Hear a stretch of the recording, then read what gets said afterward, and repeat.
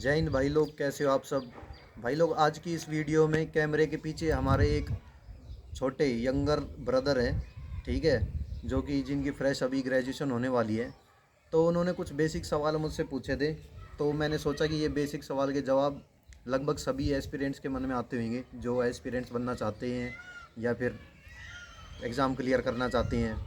तो वो दो तीन सवाल थे, वो भाई अब पूछेंगे और उनका आंसर मैं इनके साथ साथ आपको भी दूंगा, ठीक है। तो भाई पहला सवाल आप बताइए तो क्या है। भैया पहला सवाल मेरा आपसे ये है कि एसएससी सीपीओ में बेस्ट जॉब कौन सी है। एसएससी सीपीओ में बेस्ट पोस्ट कौन सी है। हाँ भाई वो। देखो, इसके ना बहुत सारे पैमाने होते हैं। एसएससी सीपीओ में आती है एक दिल्ली पुलिस की पोस्ट, ठीक है, और एक आती है पैरामिलिट्री। पैरामिलिट्री नहीं कह सकते हम, सीएपीएफ की पोस्ट होती है एक तरीके से, ठीक है, सेंट्रल आर्म्ड पुलिस फोर्स। तो उन सब का है ना, उन सब का थोड़ा नेचर सेम है और दिल्ली पुलिस का नेचर थोड़ा अलग है। दिल्ली पुलिस ऐसे होगी जैसे अपनी स्टेट पुलिस होती है ना, हरियाणा पुलिस अच्छा। होगी, राजस्थान पुलिस होगी, एमपी पुलिस होगी।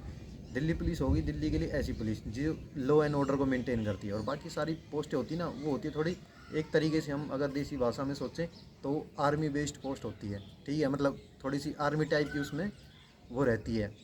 जो वर्क ऑफ नेचर होता है एक तरीके से हम कह सकते हैं, एनवायरनमेंट होता है। तो अब उनमें बेस्ट कौन सी है, बेस्ट हम किस तरीके से कह सकते हैं। वैसे तो सारी बेस्ट है, पर लोकेशन वाइज हम जो आम जो एक्सपीरियंस तैयारी करते हैं ना, वो क्या समझते हैं, बेस्ट समझते हैं दिल्ली पुलिस। क्योंकि ज़्यादातर बच्चे नॉर्थन रीजन के जो है अपना तैयारी करते हैं। तो नॉर्थ में एक दिल्ली पुलिस ऐसी है जो आपको स्टेबिलिटी प्रोवाइड कर सकती है, क्योंकि वो परमानेंट उसकी पोस्टिंग दिल्ली में रहेगी, ठीक है। तो जिसको जो नॉर्थ है और परमानेंट उसे दिल्ली चाहिए, उसके लिए दिल्ली पुलिस बेस्ट है, ठीक है। लॉ एंड ऑर्डर का उसमें अच्छा जो है यूज़ है और अपना पावर वगैरह भी है काफ़ी, ठीक है। और प्रमोशन तो यू आप सबको पता ही है, 12-12 साल भी लग जाते, 15 साल भी लग जाते, मतलब एक स्टेबल प्रमोशन नहीं है कि हाँ भाई इतने साल में हो जाएगा। किसी के 10 साल में भी हो जाते, किसी के 15 साल में भी, ठीक है।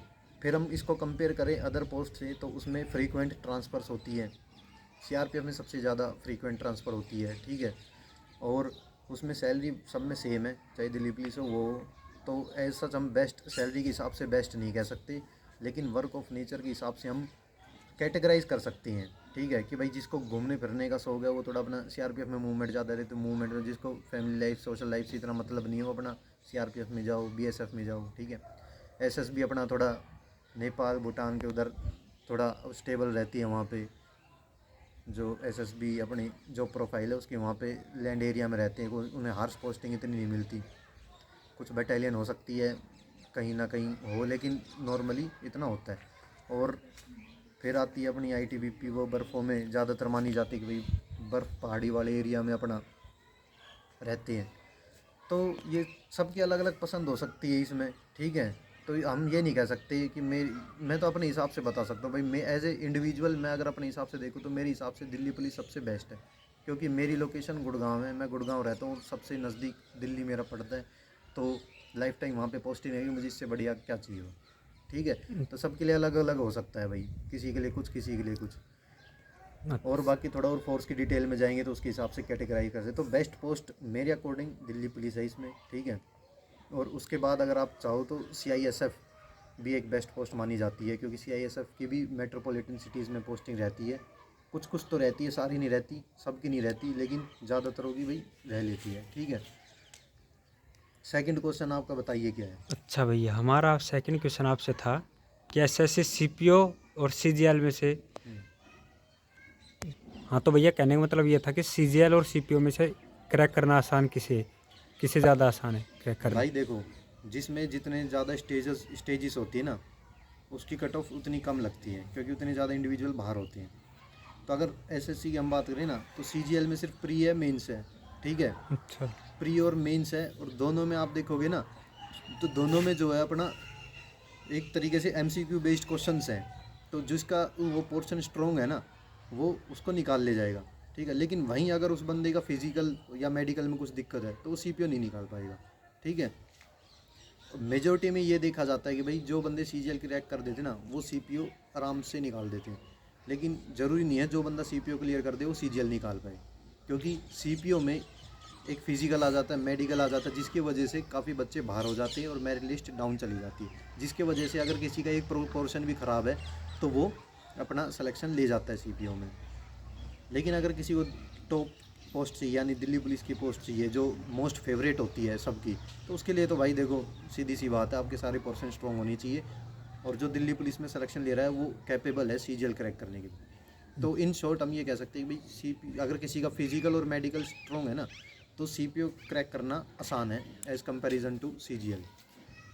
आपका अगला क्वेश्चन भैया बताइए। अगला क्वेश्चन से पहले एक छोटा सा सवाल और है मेरा। हम्म जैसे सीपीओ में हाइट का इश्यू बहुत होता है, हम्म जैसे किसी की 169 पॉइंट कुछ है, हम्म। 170, तो उसको क्या करना चाहिए? कुछ सेंटर पे कुछ होता उसको है? है ना लटकना चाहिए उसको बढ़ जाए ताकि थोड़ी सी, और कॉम्प्लेन पीना चाहिए भाई, सारे उपाय करके देखो, बढ़ जाती ठीक है, नहीं बढ़ता तो भाई बाहर तो हो ही तुम, अच्छा। है ना। कोशिश करने में क्या जाता है भाई, अपना पेपर निकालो अपना फिजिकल दो, उसके बाद मेडिकल में जाओ। आपका पीएनटी में अगर आउट करते तो भाई आउट हो जाओगे, तुक्के से चल गए तो चल भी गए। सब डॉक्टर के ऊपर डिपेंड करता है, अगर बाउंड्री पे है ना तो डॉक्टर के ऊपर डिपेंड करता है सारा। अगर हो सकता है तो आपको हो भी सकता है। मेरे नॉन में भी एक बंदा है जिसकी हाइट नहीं बैठी लेकिन वो क्लियर हो गया, ठीक है। तो सब वहाँ के डॉक्टर पे डिपेंड करता है। अच्छा। और अगला क्वेश्चन आप पूछो भैया, आपका क्या है? सीजीएल सीपीओ से रिलेटेड कोई प्रश्न है आपका तो वो पूछिए। हाँ तो भैया मेरा तीसरा क्वेश्चन आपसे ये था, जैसे सीपीओ में सेलेक्ट होने के बाद आगे की तैयारी हो सकती है या नहीं? प्रॉपर टाइम मिलता है या नहीं? भाई सीपीओ में सेलेक्ट होने के बाद अगर दिल्ली पुलिस छोड़ के आपको और कोई भी जॉब प्रोफाइल मिलती है ना तो आपको इनफ टाइम मिल जाता है कि आप आगे की तैयारी कर सकते हो। हाँ, अच्छा। लेकिन डिपेंड करता है बंदे की डेडिकेशन के ऊपर, कितना डेडिकेटेड है, क्योंकि कई बार हर एरिया में अगर पोस्टिंग आ जाती है तो इतनी डेडिकेटेडली तैयारी नहीं हो पाती। लेकिन वहीं अगर नॉन सेंसिटिव जोन में अगर आपकी पोस्टिंग आती तो आपके पास इतना एम्पल टाइम होता है, इतना इनफ टाइम होता है कि आप है ना यूपीएससी भी निकाल सकते हो, ठीक है। हालांकि सीजीएल में ये आपके ज़रूर हो सकता है कि भाई 10 से 5 की आपकी ऑफिस शिफ्टिंग है, ठीक है, उसमें आप नहीं कर सकते, तैयारी बाद में करनी पड़ेगी। लेकिन सीपीओ में तो भाई ऑफिस टाइम भी ऐसा होता है जिसमें आप समझ रहे हो खाली रह सकते हो। एक्सेप्शन है दिल्ली पुलिस, उसमें आपको बिल्कुल टाइम नहीं मिलेगा, ना ही ऑफिस टाइमिंग उसमें कुछ है ही नहीं, उसमें तो 24/7 है।